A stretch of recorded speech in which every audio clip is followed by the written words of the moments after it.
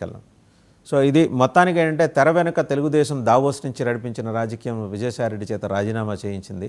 ఎక్కడా మీ నాయకులు చేతికి మరకలు అంటకుండా వేరే దేశంలో ఉండి ఇప్పుడు జగన్మోహన్ రెడ్డి గారు లండన్ వెళ్ళి ఈయన అరెస్ట్ చేయించినట్టు మీరు అక్కడి నుంచి వెళ్ళి ఈయన చేత సాయిరెడ్డి గారి చేత రాజీనామా చేయించారు. అంటే బీజేపీ మీద తీవ్రమైన ఒత్తిడి తీసుకొచ్చారట కదా, ఎలాగైనా A2ని సఫకేట్ చేయాలి, లేకపోతే ఊరుకోమని చెప్పేసి చంద్రబాబు గారు మోదీ గారి దగ్గర కొంచెం గట్టిగా తీవ్ర స్వరంతోనే అడిగారట. మీరు వాళ్ళని అలా వదిలేస్తే ఎట్లాగా, మేము పరిపాలన ఎట్లా చేయాలి, మాకు ఈ ప్రతిరోజు అడ్డంకులు సృష్టిస్తున్నారు, వాళ్ళని బలహీనపరచాలంటే పోన్లే పాపం చంద్రబాబు గారు అడిగారు కదా అని చెప్పేసి. అంటే ఇవాళ రేపు ఈ కథనం కూడా వస్తుంది మీ అనుకూల మీడియాలో, అందుకు ముందరే అడుగుతున్నా నేను. సార్ మొదట వజ్దాన్ గారు మీకు, అలాగే 99 టీవీ వీక్షకులకి, అనలిస్టు మస్తానరావు గారికి, జనసేన నేత మహేష్ గారికి, వైఎస్ఆర్సీపీ నేత శ్రీకాంత్ గారికి శుభోదయం, గుడ్ మార్నింగ్.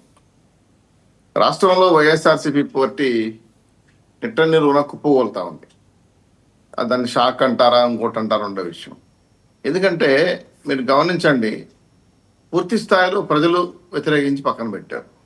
కేసీఆర్ నాని, ఆలీ కావచ్చు, పోసాని కృష్ణమూర్తి కావచ్చు, ఆర్జీవీ కావచ్చు, శ్రీరెడ్డి కావచ్చు, ఇప్పుడు అయ్యోద్ రామరెడ్డి కావచ్చు, అలాగే విజయసాయిరెడ్డి, ఆల్రెడీ ఆనము, కొట్టమరెడ్డి వాళ్ళు, బాలినేని మోపదే వాళ్ళు ఆల్రెడీ వచ్చేసారు.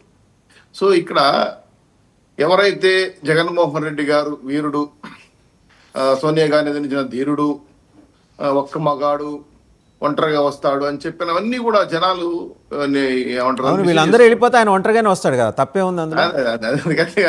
ఎప్పుడైతే అది కోరుకున్న స్థానానికి ఇస్తున్నారు. ఇప్పుడు ఆ 11 మంది కూడా వెళ్ళిపోతే ఆయన ఒక్కడే, 10 మంది వెళ్ళిపోతే ఆయన ఒక్కడే వస్తాడు. ఇప్పుడు మీరు చెప్పిన అంశం ఏంటంటే, మాకు తెలుగుదేశం పార్టీకి వైఎస్ఆర్సీపీలో సంక్షేమం గురించి ఏ సంబంధం లేదు సార్. ఎందుకంటే జగన్మోహన్ రెడ్డి గారి పార్టీయే వివేకానంద రెడ్డి రక్తమడుగులో పుట్టింది. అరాచకాలకి, అక్రమాలకి, దౌర్జన్యాలకి పరాకాష్ఠగా ఒక నేర ప్రవృత్తి కలిగిన సోషల్ ఎలిమెంట్ సమూహంగా వైఎస్ఆర్సీపీ పార్టీ చెప్పుకుంటారు. సరే, ప్రజల్లో ఏమనుకున్నారో ఆ తీర్పు ప్రజలు ఇచ్చేసారు. అయితే పార్టీకి ఒక సిద్ధాంతం, అలాగే ఒక కార్యక్రమం, ఒక నియమ నిబంధనల నిర్మాణం అనేది లేదు.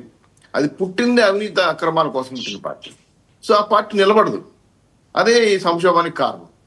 2, ఎవరైనా ప్రశ్నిస్తే, వైఎస్ఆర్సీపీలో జగన్మోహన్ రెడ్డి గారిని ప్రశ్నిస్తే ఆ స్థానం వాళ్ళకు ఉండదు. 3, నిర్మాణ పరంగా ఆయన ఒక్కరి తప్ప ఎవరు మాట్లాడకూడదు. మరి వ్యవస్థలో నడపాలి. సో పార్టీ కార్యక్రమం ఏంది, నిబంధనలు ఏంది, సిద్ధాంతం ఏంది, వీటిపైన ఎప్పటికీ జరగదు.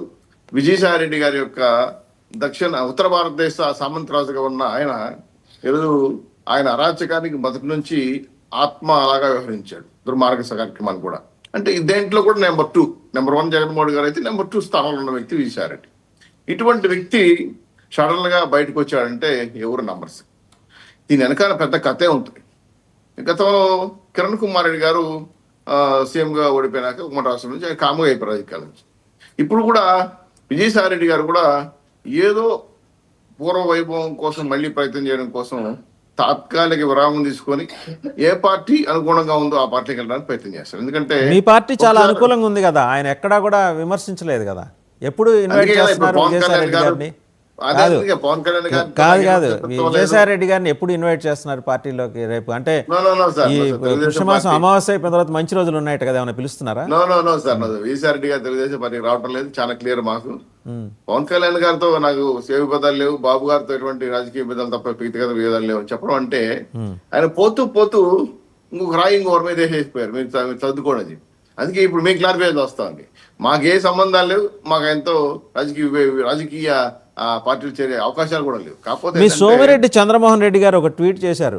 సాధారణంగా ఆయన చాలా నిద్రాణంగా ఉన్నారు ఇన్ని రోజులు. హఠాత్తుగా నిన్న విజయసాయిరెడ్డి గారి రాజీనామా తర్వాత ఇంత బారు ట్వీట్ చేస్తూ, చేసిన పాపాలు అన్నీ కరిగిపోతాయా, ఎగిరిపోతాయా అని చెప్పేసి చాలా సెటైరికల్గా సోమిరెడ్డి చంద్రమోహన్ రెడ్డి గారు చేశారు. అల్లుడి కంపెనీని కాపాడుకోవటం కోసమేనని. మనందరికన్నా ఆయన దగ్గర ఎక్కువ ఇన్ఫర్మేషన్ ఉంది. సో ఈయన రాజీనామా చేస్తే అల్లుడి కంపెనీకి రక్షణ దొరుకుతుందా? అరవిందో అవన్నీ విమర్శల్లో భాగంగా ఉండొచ్చు. కానీ సోమిరెడ్డి గారు మొన్న కూడా గబాని ఒక డిప్యూటీ సీఎం పైన మాట్లాడి చాలా వివాదం అయింది. సోమిరెడ్డి గారి యొక్క వ్యక్తిగత ఆయనకి ఏదో అభిప్రాయం ఐడెంటిటీ క్రైసిస్ ఉన్నట్టు పార్టీలో, ఎందుకంటే ఏదో ఒకటి మాట్లాడితే జనం గుర్తించి ఇంకో ఏదైనా పదవి ఇస్తారేమోనండి అది.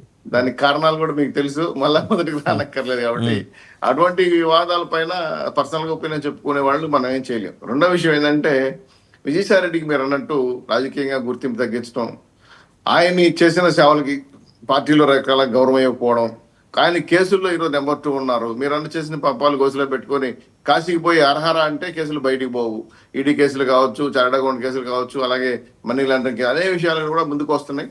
సో ఇవన్నీ కూడా వయసు రీత్యా నేను ఇంక నుంచి దూరంగా వెళ్ళి సర్దుకోకపోతే ఆరోగ్య సమస్యలు అనుకుంటున్నాడేమో నాకు తెలియదు. కానీ జగన్మోహన్ రెడ్డి గారితో మాత్రం తారాస్థాయికి వివాదాలు ఉన్న విషయం స్పష్టంగా కనబడతా ఉంది. సో వైఎస్ఆర్సీపీ పార్టీకి గమనం, అంతిమం, ఆచూకీ కనపడట్ల. రాష్ట్రంలో ఒక రకంగా చెప్పాలంటే